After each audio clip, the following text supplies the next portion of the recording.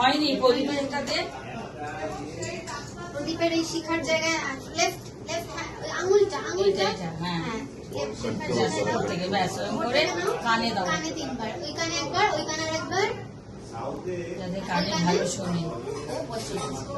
এসব নিয়ম